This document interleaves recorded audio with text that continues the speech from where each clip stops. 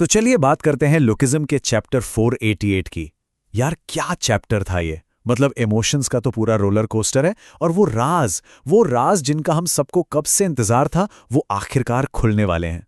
तो देखो, इस चैप्टर में ना वो दो सबसे बड़े सवाल जो सबके दिमाग में घूम रहे थे, उनके जवाब मिल गए हैं।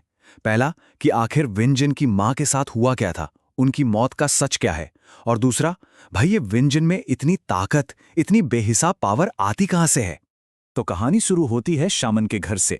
यहां पर वो चार्ल्स चोई के साथ अपनी नई डील के बारे में सोच रहा है, सब कुछ प्लान कर रहा है। लेकिन उसके दिमाग में एक और टेंशन है। एक नाम है जो उसे परेशान कर रहा है, श्योंग जी युक।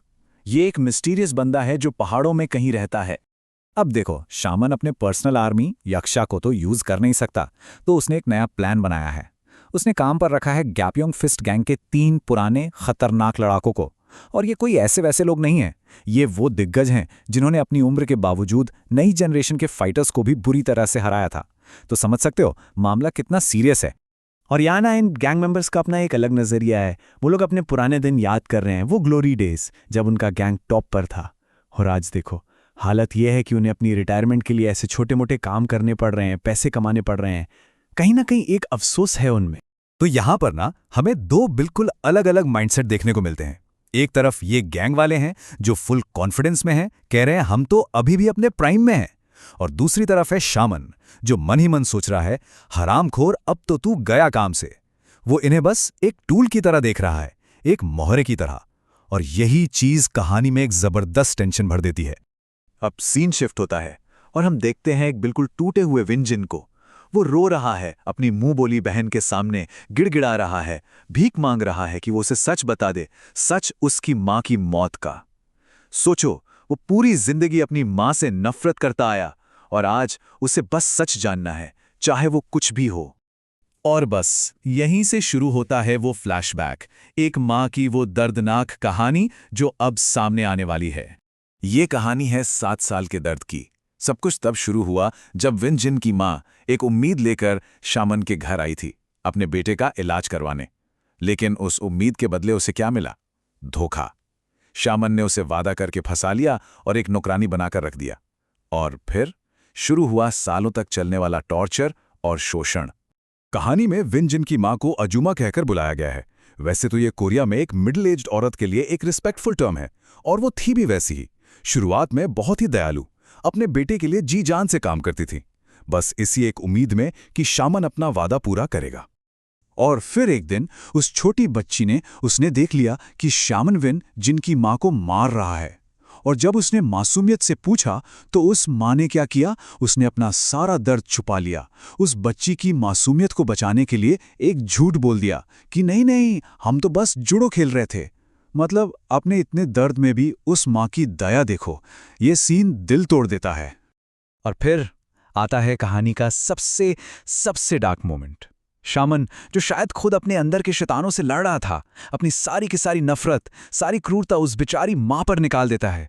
वो उसे ताना मारता है, उसे उकसाता है और कहता है कि अगर तेरे लिए ये सब इतना मुश्किल है तो तुम मर क्यों नहीं जाती।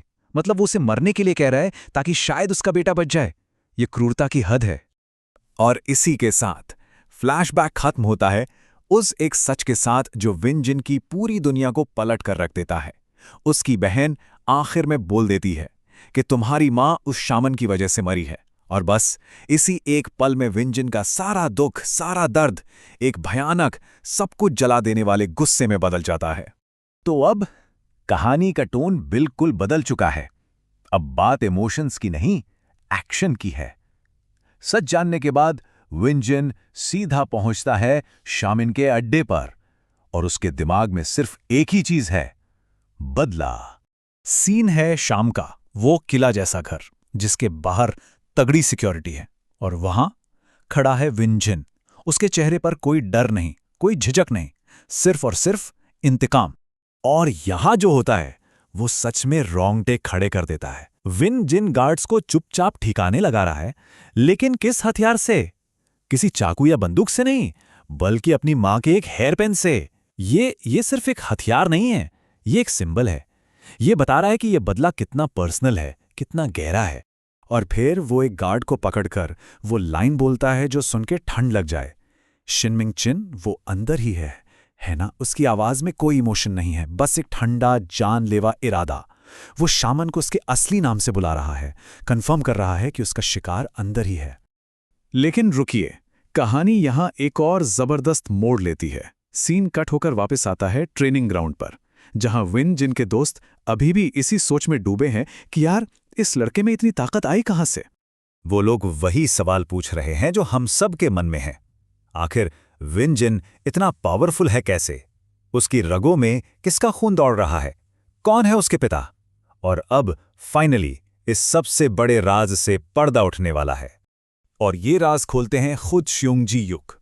वो बताते हैं कि विन जिन के पिता कोई और नहीं बल्कि जिन मुजिन है। हाँ, वही जिन मुजिन, जेनरेशन 0 के लेजेंड, एक ऐसा फाइटर जिनकी ताकत के बारे में कहा जाता है कि वो लेजेंडरी गैप्यूंग किम के बराबर थी।